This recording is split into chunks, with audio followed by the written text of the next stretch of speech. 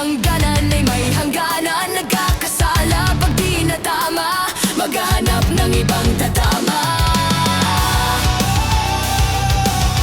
Wala na ngang pakialam sa pagmamahalan. Ika'y naging bato dahil sa mga pagkakataon na akala ay tamang tama. Nabulag sa pagsinta,